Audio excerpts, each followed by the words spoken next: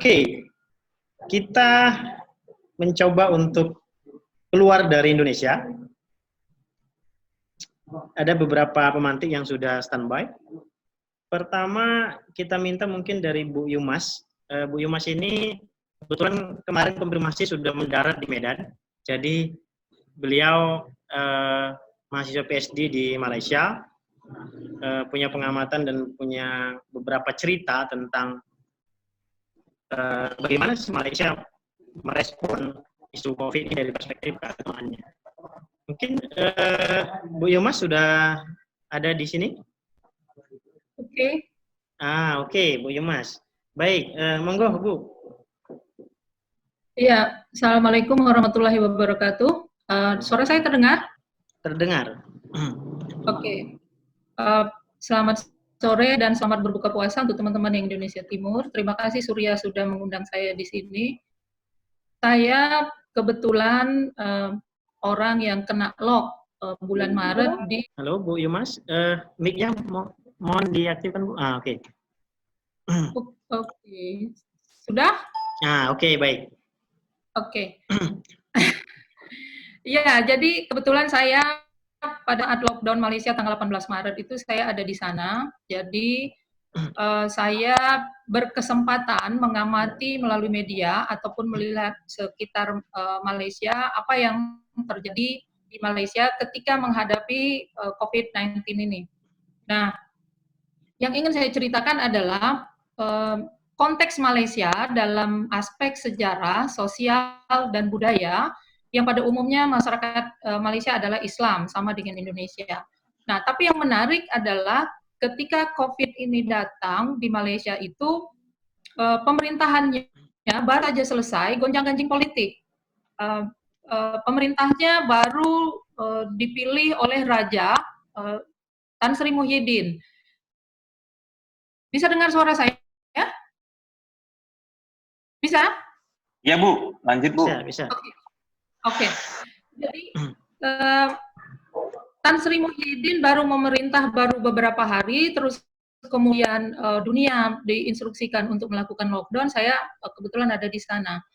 Nah, yang menarik itu pencetus pasien 1, 2, dan 3 itu adalah jemaah tabligh, jemaah dari kelompok Islam yang pada bulan Februari mereka melakukan kegiatan di Masjid Jame'. Nah, mereka juga menjadi pencetus di Brunei dan Malaysia dan Timur.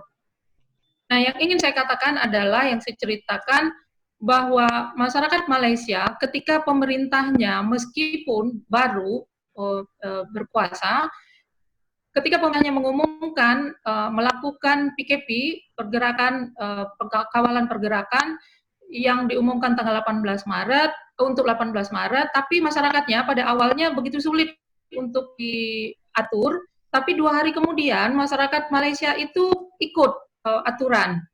Nah, kelompok jemaah tabligh yang tadinya banyak yang masih seperti yang diceritakan oleh teman dari Jogja tadi, berteriak bahwa urusan kesehatan itu urusan Tuhan dan segala macam, kemudian secara berlahan meredup karena yang menjadi pasien seterusnya itu paling banyak adalah dari jemaah tabligh klasternya. Nah, setelah itu mereda, klaster-klaster yang lain muncul dan kasus-kasus terus meningkat, tingkat kepatuhan masyarakat Malaysia pun semakin meningkat. Tidak ada kami mendengar bahwa masjid-masjid itu masih ada yang mencoba untuk membuka sholat Jumat. Kemudian tidak ada yang mencoba untuk berkeliaran di mana saja. Nah, SOP untuk berada di jalan itu sangat dipatuhi oleh masyarakat Malaysia, 97%, tidak semua juga gitu. Nah, ada beberapa hal yang kami diskusikan dengan teman melihat bagaimana Indonesia pada umumnya yang sulit untuk mematuhi protokol kesehatan yang dicadangkan oleh pemerintah. Nah, ternyata di Malaysia itu kepatuhan kepada pemerintah itu, siapapun yang berkuasa, ada hubungannya dengan sejarah Malaysia sendiri. Karena kita tahu Malaysia itu dibentuk dengan kumpulan kerajaan-kerajaan atau kesultanan-kesultanan. Nah, lagu kebangsaan mereka juga jelas tertulis kepatuhan kepada sultan. Kemudian juga dasar negara mereka juga, kalau kita Pancasila, mereka juga ada dasar negara, kepatuhan kepada sultan. Nah, ketika terjadi pergolakan politik di Malaysia, ada teman-teman yang mencoba mengompori mahasiswa-mahasiswa Malaysia, kenapa kalian kok diam aja, kok nggak turun ke jalan, and so on. Menariknya, mereka banyak menjawab begini, kenapa kami mesti turun ke jalan kalau masalah bisa diselesaikan dengan baik-baik? Kami percaya bahwa Sultan kami adalah orang yang arif dan bijaksana, dan dia akan menyelesaikan masalah ini dengan baik. Kami punya etika, sopan santun untuk menyelesaikan masalah politik, tidak harus di jalanan. Di jalanan itu adalah cara kasar.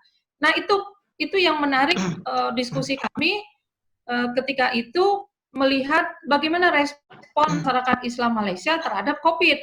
Ada hubungannya dengan kepatuhan masyarakat itu dengan sejarah Malaysia. Itu yang kami lihat. Jadi masyarakat Malaysia itu tidak melakukan perlawanan. Jadi mereka ikut kepada SOP yang berlaku, meskipun ada dalam beberapa hal seperti biasalah netizen di dalam media sosial itu ramai, tapi hanya sebatas itu saja. Nah, catatan kedua adalah saya melihat media massa di Malaysia itu mereka turut mendukung apa yang dibuat oleh pemerintah, apa yang dibuat oleh kerajaan. Jadi media-media mainstream itu satu kata satu suara, mereka tidak membuat kegaduhan pemberitaan. Jadi kalau di kita kadang-kadang media mainstream pun ikut membuat kegaduhan. Nah, media Malaysia itu tidak membuat kegaduhan-kegaduhan terhadap pemberitaan-pemberitaan yang dibuat oleh pemerintah yang dipimpin oleh Tan Sri Muhyiddin. Itu catatan yang saya dapatkan ketika saya berada di sana. Nah, yang berikutnya adalah pasca pada 4 Mei itu pemerintah Malaysia sudah membuka PKP. Nah, pasca pembukaan PKP ini, PKP adalah perintah kawalan pergerakan. Pada 4 Mei itu relaksasi untuk pembukaan kawalan pergerakan. Nah, pada sebelumnya pemerintahan pusat Kuala Lumpur itu dipatuhi oleh semua kerajaan negeri, kesultanan-kesultanan negeri.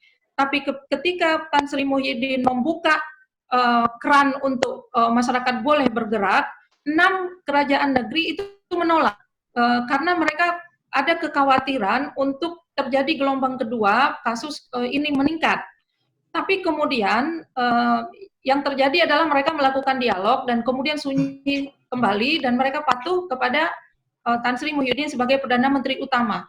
Nah, itu yang saya lihat. Jadi dari negeri Semenanjung, Malaka sampai ke atas, sampai ke Sarawak, itu semua patuh.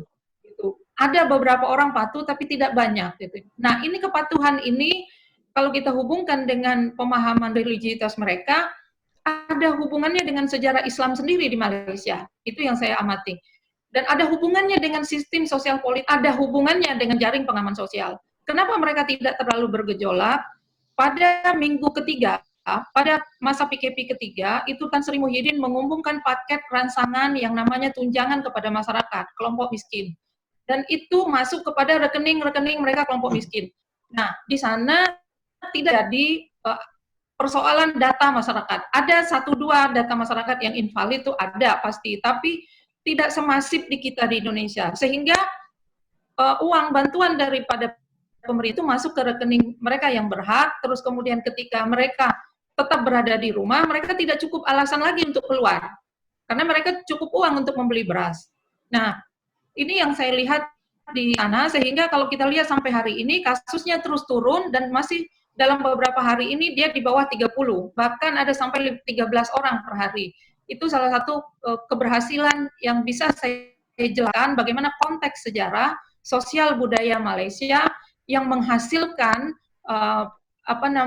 tingkat penurunan penanganan COVID-19 ini dengan kepatuhan masyarakat religius Islam yang ada di Malaysia. Mungkin itu. Oke, baik Bu Yumas, terima kasih. Ya.